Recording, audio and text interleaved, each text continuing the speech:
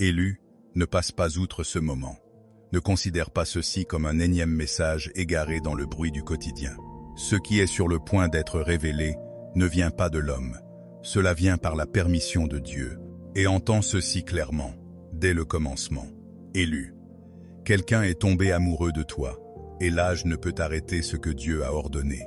Le Seigneur te dit que l'heure du silence touche à sa fin. Une vérité qui a été enterrée trop longtemps, cachée sous la peur, l'attente et le raisonnement humain, s'avance maintenant vers la lumière. Tu dois entendre cela maintenant, et non plus tard, car il ne s'agit pas d'un simple changement émotionnel mineur. C'est un mouvement spirituel. Ce n'est pas une coïncidence. Ce n'est pas un contenu sur lequel tu es tombé par hasard. C'est une divine interruption, permise par Dieu pour t'interpeller au moment précis, car avant que la prochaine saison ne s'ouvre, avant qu'une nouvelle porte ne s'ouvre en grand, avant que ce qui a été caché ne soit pleinement ramené à la surface, le Seigneur veut que tu saches qu'il est déjà à l'œuvre. Comme le dit Ésaïe 43 contre 10 à 9, « Voici, je vais faire une chose nouvelle, sur le point d'arriver. Ne la connaîtrez-vous pas? Dieu n'est pas en retard, et il n'est pas négligent avec le temps, il agit avec intention, et il parle dans ta vie avec un but précis. Élu. Dieu a vu tout ce que tu n'as jamais dit à voix haute. Il a vu la douleur silencieuse que tu as portée derrière ta force. Il a vu les nuits d'attente, les questions qui se sont élevées dans ton cœur sans trouver de réponse, les saisons où tu t'es senti oublié, ignoré ou mis de côté. Il a vu chaque moment où tu t'es demandé si le ciel prêtait encore attention. Mais tu dois entendre ceci avec une clarté spirituelle. Tu n'as pas été oublié. Dieu ne t'a pas perdu de vue. Il n'a pas manqué une seule larme, une seule prière, ni une seule souffrance enfouie en toi. Ce que tu as appelé délai n'était souvent que préparation. Ce que tu as appelé silence était souvent la main invisible de Dieu, disposant ce que tes yeux naturels ne pouvaient pas encore comprendre. L'Écriture déclare dans Luc 8:10 à 7, « Car il n'est rien de caché qui ne doive être découvert, rien de secret qui ne doive être connu et mis au jour. » Cela signifie que ce qui a été dissimulé ne peut rester dissimulé pour toujours. Ce qui a été enfoui ne peut rester enfoui à jamais. Ce que Dieu a marqué pour son temps fixé doit inévitablement se manifester. Si le Seigneur t'a arrêté avec cette parole aujourd'hui, c'est parce que quelque chose a atteint sa maturité dans l'esprit. La dissimulation perd son emprise. La vérité se rapproche de l'heure de la révélation. Ne confonds pas le délai avec un refus. Élu. N'interprète pas une saison de silence comme la preuve de l'absence de Dieu. Ecclésiaste 3:11 dit « Il fait toutes choses belles en son temps. Il y a des choses qui ne pouvaient pas arriver plus tôt parce que tu n'étais pas encore prêt à les porter. Il y a des révélations qui ne pouvaient pas éclater hier parce que la fondation spirituelle n'avait pas encore été achevée.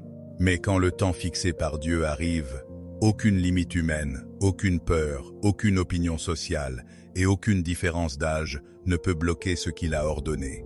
C'est pourquoi ce qui vient vers toi n'est pas un bruit dénué de sens, et ce n'est pas de la confusion émotionnelle. C'est une révélation porteuse d'ordre. C'est un moment qui porte l'empreinte du ciel. C'est un mouvement que Dieu observait bien avant que tu n'envoies le premier signe extérieur. Et parce qu'il ne s'agit pas d'un message générique pour tout le monde, tu dois le recevoir avec sobriété et attention spirituelle. Cette parole est pour celui ou celle qui a traversé le feu sans se consumer, pour celui ou celle qui a enduré l'épreuve en silence tout en gardant la foi, pour celui ou celle qui n'a cessé de se demander s'il ou elle était encore vu de Dieu. Tu es vu, tu es connu, tu n'es pas abandonné. Et maintenant, la chose cachée commence à remonter à la surface par la main de Dieu. Si tu crois que le Seigneur t'a conduit ici aujourd'hui, commente, j'écoute. Si tu es l'élu et que tu ressens que quelque chose s'éveille dans ton esprit en ce moment même, aime cette publication à l'instant. Ne pars pas trop tôt, car la suite de ce message détient peu être la réponse à la saison que tu traverses en ce moment. Reste jusqu'à la fin, car la prière finale pourrait bien être ce que Dieu utilisera pour déverrouiller la paix dans ton cœur. Et maintenant, écoute attentivement ceci. Dieu ne te dit pas seulement que quelque chose est sur le point de se produire, il te dit que quelqu'un a été profondément touché par ta présence Et ce qui a été caché pendant si longtemps approche du moment où il ne pourra plus rester silencieux. Il y a quelqu'un qui t'a véritablement aimé, élu, et c'est la vérité centrale que tu ne dois pas rejeter. Ce n'est pas une affection superficielle, ce n'est pas une attirance passagère, ce n'est pas une émotion de surface produite par la commodité, la solitude ou une proximité temporaire. Ce n'est pas le genre de sentiment qui apparaît rapidement pour s'évanouir tout aussi vite. C'est quelque chose qui a demeuré. Cela a résisté à la pression, au silence, à la distance, aux conflits intérieurs et au temps lui-même. Cela compte, car ce qui est superficiel ne survit pas à ce genre d'épreuve. Ce qui est impulsif finit généralement par s'éteindre. Ce qui ne naît que de l'émotion s'affaiblit lorsque la réalité devient complexe. Mais ceci n'a pas disparu, c'est resté. Et c'est pourquoi tu dois comprendre que ce dont on parle ici est plus profond que l'apparence et plus fort que les circonstances. La vérité est que cette personne ne savait pas comment exprimer ce qui se passait en elle, alors elle a essayé de le cacher. Elle l'a réprimé. Elle se l'est niée à elle-même. Elle a tenté d'utiliser la logique pour trancher ce que son cœur avait déjà reconnu. Elle a essayé de s'en sortir par le raisonnement, de s'en donner une explication, de le réduire à quelque chose de plus petit et de plus gérable. Mais les hommes peuvent cacher des mots plus facilement qu'ils ne peuvent cacher ce que Dieu a touché dans les profondeurs du cœur. C'est pourquoi la lutte est devenue réelle pour cette personne. Elle peut être restée silencieuse à l'extérieur, mais intérieurement, elle n'était pas insensible. Quelque chose avait déjà été éveillé, quelque chose avait déjà été remué. Et une fois que le Seigneur permet à une vérité de s'imprimer profondément dans l'être intérieur, il ne devient pas facile de l'effacer. Jérémie 20:9 parle de quelque chose de retenu à l'intérieur, comme un feu dévorant renfermé dans les eaux. Et c'est bien l'image ici. Ce qui n'a jamais été prononcé a continué de brûler sous la surface. Cette personne est restée silencieuse pour des raisons qui lui semblaient réelles et puissantes. Les circonstances étaient compliquées. Le moment ne semblait pas opportun. La distance a pu faire obstacle. L'âge a pu paraître comme une barrière. La peur d'être blessé a joué son rôle. La peur de s'engager dans quelque chose qui échappait à son contrôle l'a également retenu.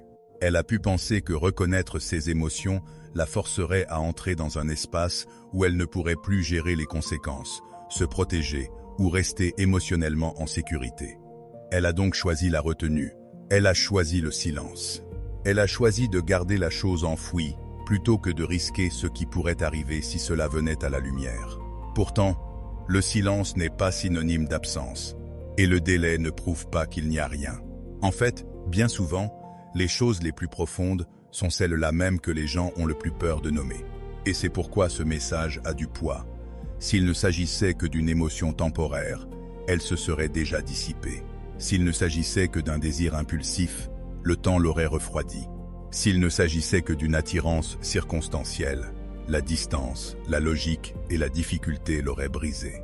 Mais parce qu'elle demeure, parce qu'elle a tenu bon même là où on lui résistait, cela prouve qu'elle n'est pas aussi superficielle qu'elle le paraissait au premier abord. Le Cantique des Cantiques 8:7 dit « Les grandes eaux ne peuvent éteindre l'amour, et les fleuves ne le submergeraient pas. » Et ce verset aide à encadrer le sérieux de ce qui est révélé.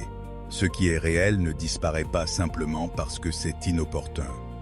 Ce qui atteint les profondeurs du cœur ne s'évanouit pas simplement parce qu'on le nie. Proverbe 4:23 nous dit de garder notre cœur plus que toute autre chose, car de lui viennent les sources de la vie.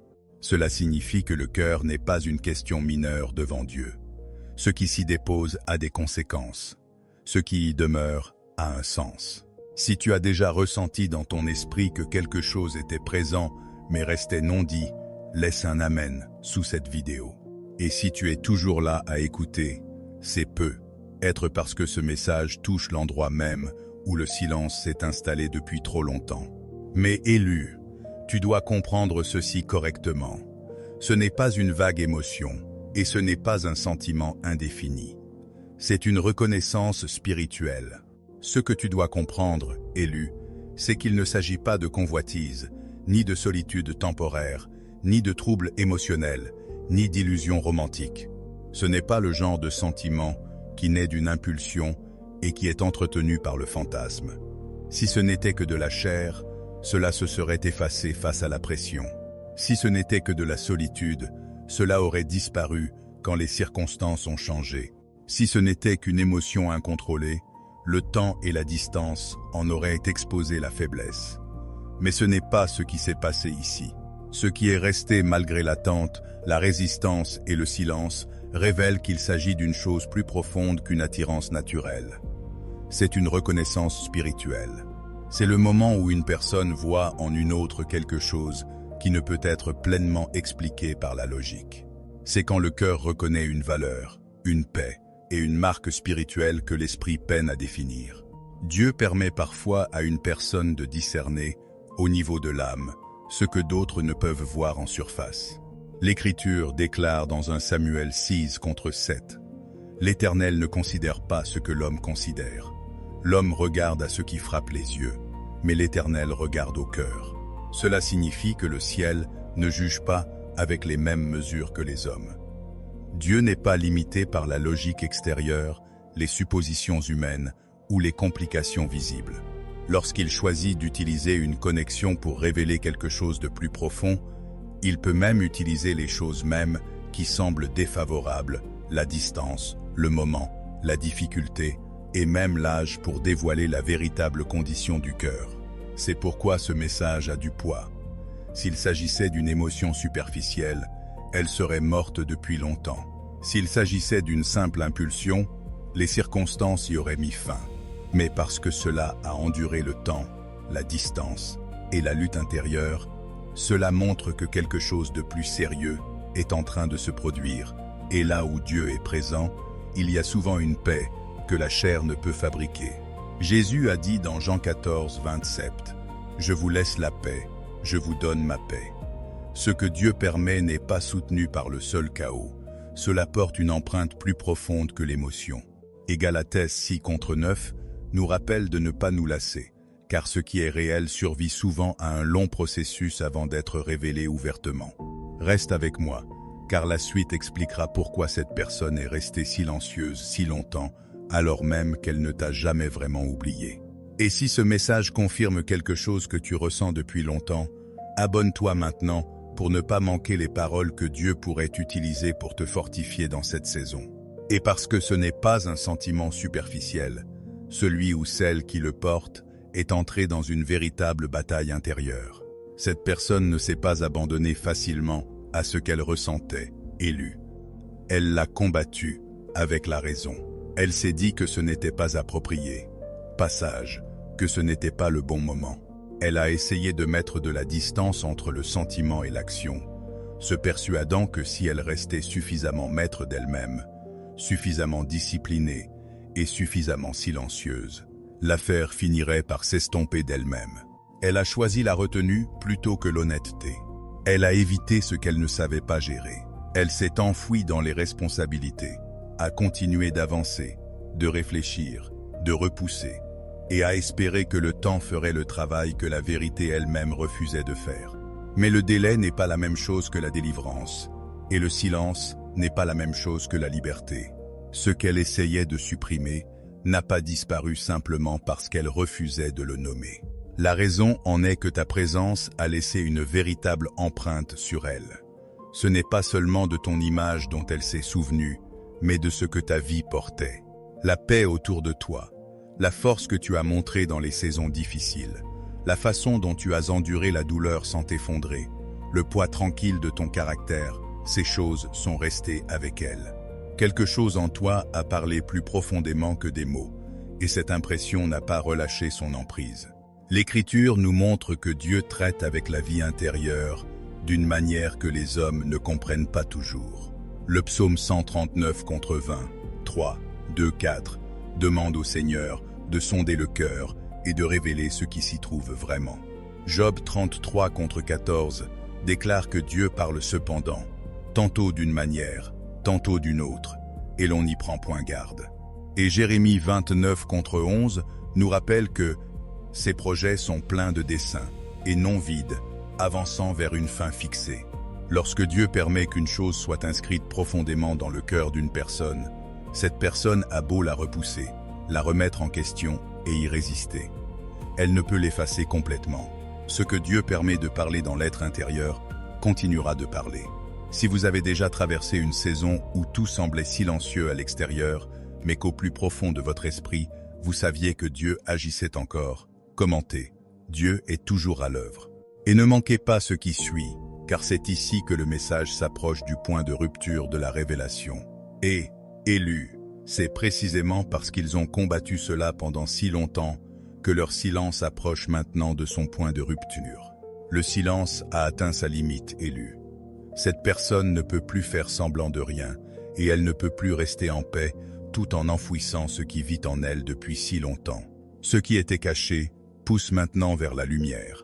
Ce qu'ils parvenaient autrefois à contenir ne reste plus silencieux de la même manière. Ils pensent à vous plus souvent. Votre souvenir s'impose à eux dans des moments inattendus. Ils atteignent le point où ils ne peuvent plus tromper leur propre cœur, ni continuer à justifier ce qui est resté si persistant. La vérité profonde commence à l'emporter sur les excuses, et la pression intérieure pour faire face à la réalité grandit. C'est ainsi que les choses cachées commencent à faire surface. Pas toujours avec du bruit au début, mais avec une incapacité croissante à continuer de vivre comme si la vérité n'existait pas. Et cela s'accompagne d'une loi spirituelle. Ce qui a été caché trop longtemps finira par être dévoilé au grand jour, non pas parce que l'émotion humaine devient soudainement plus forte, mais parce que la vérité ne peut rester enfouie pour toujours. Luc 12:2 dit « Il n'y a rien de caché qui ne doive être découvert, ni de secret qui ne doive être connu. » Nombre 23:10-9 nous rappelle que Dieu n'est point un homme pour mentir, et ce qu'il a dit, il l'accomplira. Habacuc 2:3 déclare que c'est une vision dont le temps est déjà fixé. Si elle tarde, attends-la, car elle s'accomplira certainement. Alors, si vous regardez encore, tapez « Je suis toujours là ci-dessous », car la partie suivante peut être celle dont vous avez le plus besoin. Et partagez ceci avec quelqu'un qui traverse une saison de silence, car il a peu. Être aussi besoin d'entendre que la vérité ne peut rester cachée à jamais. La question n'est donc plus de savoir si cette personne est sincère. La question est celle-ci. Comment la révélation viendra-elle finalement? L'heure de la dissimulation touche à sa fin, élue. L'heure de la vérité s'ouvre. L'heure du silence est brisée. Ce qui a été caché se dirige vers l'expression, et ce qui a été retenu approche du moment où il ne pourra plus rester enterré. Il ne s'agit pas d'un bruit émotionnel aléatoire qui remonte à la surface. Il ne s'agit pas d'une confusion qui devient soudainement plus bruyante. C'est le moment fixé où la vérité est autorisée à parler. La pression s'est accumulée pendant trop longtemps. Le conflit intérieur a duré trop longtemps. Et maintenant, le temps de la révélation approche. Ce qui vient peut prendre la forme d'un message, d'un appel téléphonique, d'une rencontre, d'une déclaration inattendue ou d'une conversation qui a été retardée bien au-delà de ce que l'un ou l'autre cœur était prêt à endurer. Mais quelle que soit la façon dont cela arrive, comprenez-en le poids. Ce n'est pas une scène romantique superficielle. C'est un moment de vérité. C'est le point où cette personne ne peut plus continuer à vivre à l'encontre de ce que son propre cœur a déjà reconnu. Élu, ce qui vient n'est pas du bruit, c'est une révélation. Ce qui vient n'est pas le chaos, c'est le moment où la vérité reçoit enfin la permission de parler. L'Écriture nous montre que Dieu sait comment réunir les personnes et les moments d'une manière qui semble ordinaire en surface, mais qui est profondément ordonnée dans l'esprit. Esther 4:14 parle d'arriver à un moment, pour un temps comme celui-ci. Ruth 2:3 montre ce qui semblait être le hasard, mais qui était en réalité un positionnement divin. Et Ésaïe 60:22 déclare « Quand le temps sera venu, moi, l'Éternel, je hâterai les choses. C'est là la tonalité de cette heure. » Il ne s'agit pas d'une urgence fabriquée, c'est un calendrier prophétique. Si vous croyez que Dieu prépare une révélation en son temps, écrivez « Je fais confiance à son timing » et aimez cette vidéo si vous reconnaissez que le retard n'a jamais signifié que Dieu vous avait oublié. Mais avant que cela n'apparaisse pleinement, vous devez comprendre une chose clairement. Dieu ne prépare pas seulement cette personne. Il vous prépare, vous aussi. Maintenant, entendez ceci avec sobriété, élu. Ne répondez pas à une parole spirituelle par une réaction charnelle. Ne laissez pas l'excitation vous faire avancer plus vite que la sagesse. Ne laissez pas l'émotion vous pousser devant Dieu. Et ne prenez pas ce qui est révélé ici pour le transformer en panique, en obsession ou en poursuite effrénée. Ce message n'est pas une permission de devenir impulsif. Ce n'est pas une invitation à suranalyser chaque regard, chaque silence, chaque retard ou chaque petit signe. Ce n'est pas une licence pour bâtir des fantasmes dans votre esprit ou pour lier votre paix au calendrier d'une autre personne. Ce que Dieu révèle doit encore être géré avec maturité.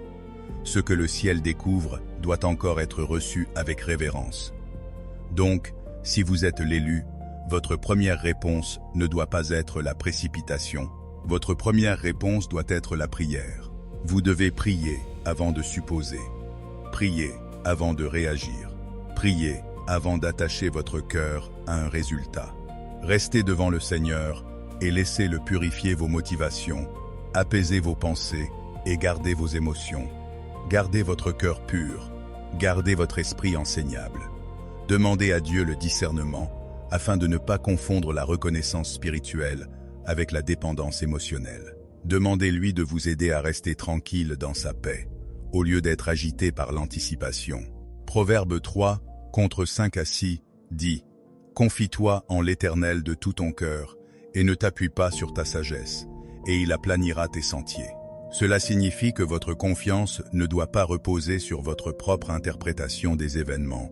Votre confiance doit reposer sur le caractère de Dieu. S'il dirige, il guidera aussi.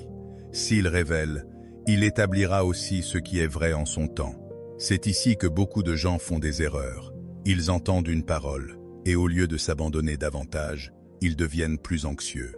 Au lieu de devenir plus enclins à la prière, ils deviennent plus contrôlants.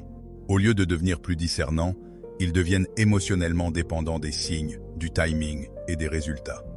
Mais telle n'est pas votre mission. Votre mission n'est pas de courir après. Votre mission n'est pas de forcer le mouvement. Votre mission n'est pas de faire en sorte que quelque chose se produise avant que Dieu ne l'ait mûri. Votre mission est de rester spirituellement aligné. Priez, gardez votre cœur. Laissez le Saint-Esprit maintenir la stabilité de votre monde intérieur. Car tout ce qui vient véritablement de Dieu ne vous obligera pas à abandonner la sagesse pour le recevoir. Et voici la norme par laquelle vous devez juger ce qui vient du Seigneur. Cela ne vous entraînera pas dans la confusion. Cela ne vous dépouillera pas de votre dignité. Cela ne vous éloignera pas de la vérité. Et cela ne vous volera pas la paix du Saint-Esprit. Oui, quelque chose venant de Dieu peut exiger du courage. Cela peut étirer votre foi. Cela peut vous appeler à la maturité. Mais cela ne produira pas le genre de chaos qui vous laisse spirituellement instable et émotionnellement fracturé. 1 Corinthiens 14, 33 dit « Car Dieu n'est pas un Dieu de désordre, mais de paix. » Et Philippiens 4 contre 7 parle de la paix de Dieu, qui surpasse toute intelligence, qui gardera vos cœurs et vos pensées en Jésus-Christ. Cela signifie que la paix n'est pas un détail mineur. La paix fait partie de la preuve. Le désordre, la pression, la manipulation et les efforts frénétiques sont souvent les empreintes de la chair. Mais l'ordre, la sobriété, la vérité et la paix intérieure sont les marques du gouvernement de l'esprit. Alors ne devancez pas le Seigneur, élu. Ne baissez pas vos standards par faim émotionnel. Ne faites d'une autre personne le centre de votre stabilité. Laissez Dieu rester au centre. Laissez la prière rester votre premier instinct. Laissez la paix rester votre limite. Laissez le discernement rester votre protection.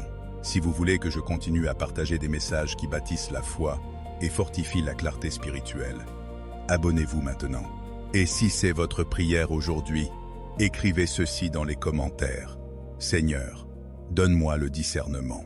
Car lorsque vous vous tenez dans la bonne position spirituelle stable, dans la prière, le cœur pur et conduit par la paix, vous commencerez à comprendre quelque chose d'encore plus grand. Ce que Dieu a véritablement désigné pour vous n'aura jamais besoin d'être obtenu par la panique, les efforts humains ou la poursuite charnelle.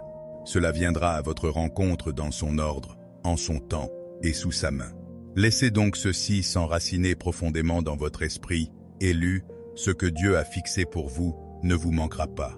Ce qu'il a ordonné arrivera en sa propre saison, sous sa main et selon sa sagesse. Vous n'avez pas besoin d'efforts charnels pour sécuriser ce que le ciel a déjà marqué. Vous n'avez pas besoin de manipulation pour préserver ce que Dieu lui-même est capable d'établir. Vous n'avez pas besoin de forcer l'ouverture de ce que le Seigneur peut ouvrir au bon moment, avec une clarté bien supérieure à ce que l'effort humain pourrait jamais produire. C'est la vérité qui doit apaiser votre cœur maintenant. Ce qui vient véritablement de Dieu ne dépend ni de la panique, ni du contrôle, ni du désespoir pour survivre. Cela dépend de sa fidélité, et sa fidélité n'a jamais failli. Vous n'êtes pas oublié. Le retard n'est pas un rejet. Le silence n'est pas la preuve que Dieu est absent. Le fait que vous ne puissiez pas encore voir de mouvement ne signifie pas que le ciel est inactif. Dans l'esprit, Dieu prépare souvent bien plus que ce que vos yeux naturels peuvent percevoir. Ce qui semble immobile en surface peut en réalité être plein d'activités divines en profondeur. Une graine enfouie dans le sol semble perdue, cachée et invisible, mais elle n'est pas morte. Elle se prépare à éclore. Elle rassemble ses forces pour le moment de l'émergence. De la même manière, certaines de vos saisons les plus calmes n'ont pas été des saisons vides. Elles ont été des saisons de préparation. Elles ont été le lieu où Dieu a fortifié les fondations, aligné le timing, affiné les cœurs et arrangé ce qui doit être en place avant que quelque chose puisse éclore au grand jour en toute sécurité. C'est pourquoi Galates 6:9 nous dit de ne pas nous lasser de faire le bien, car nous moissonnerons au temps convenable, si nous ne nous relâchons pas. C'est pourquoi Ésaïe 40:30 et indique que ceux qui se confient en l'Éternel renouvellent leur force. L'attente, dans l'économie de Dieu, n'est jamais vaine lorsqu'il est celui qui gouverne le résultat. Et c'est pourquoi vous pouvez reposer votre cœur, même maintenant. Romains 8:28 nous rappelle que toute chose concourt au bien de ceux qui aiment Dieu, de ceux qui sont appelés selon son dessein. Cela ne veut pas dire que chaque moment semble facile. Cela signifie que chaque moment est toujours sous le gouvernement divin.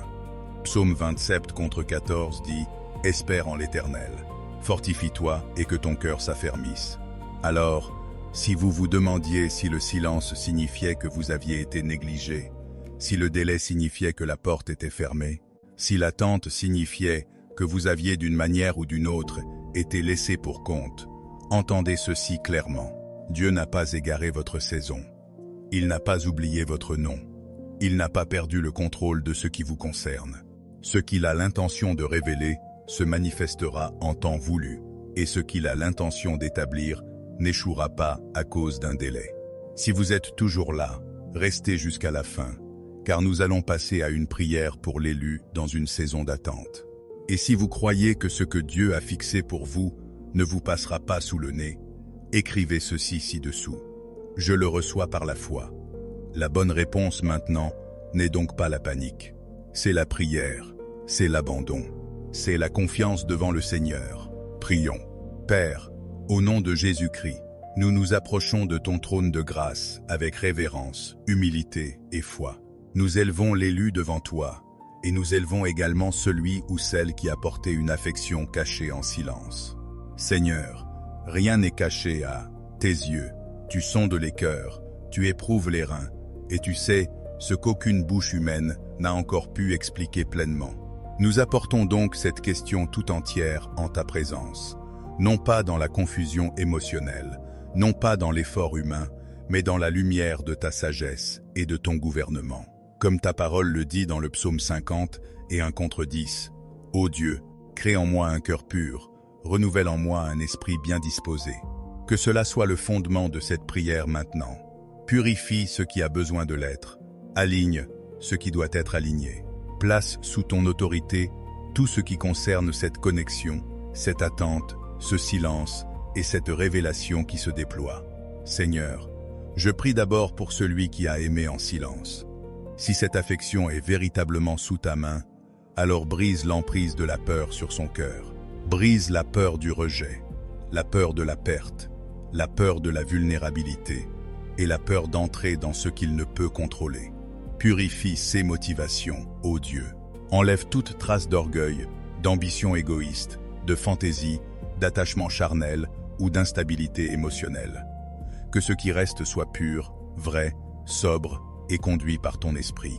Donne-lui un saint courage, non pas un courage imprudent, non pas une urgence charnelle, mais un courage gouverné par la vérité, l'humilité et le bon timing.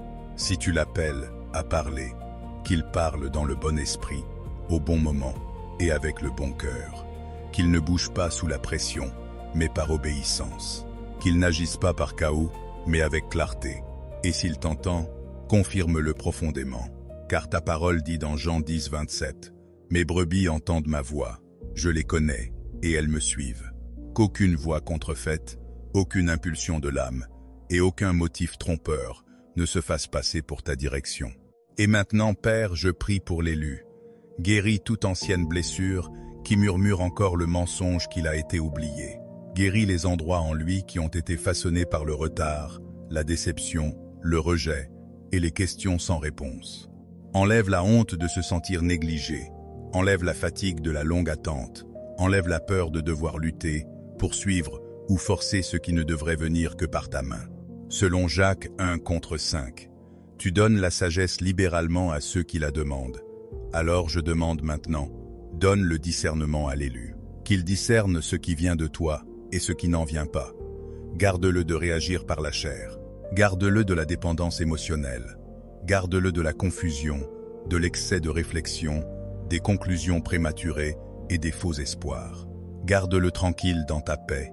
Garde son cœur pur, son esprit enseignable et ses pensées ancrées dans la vérité.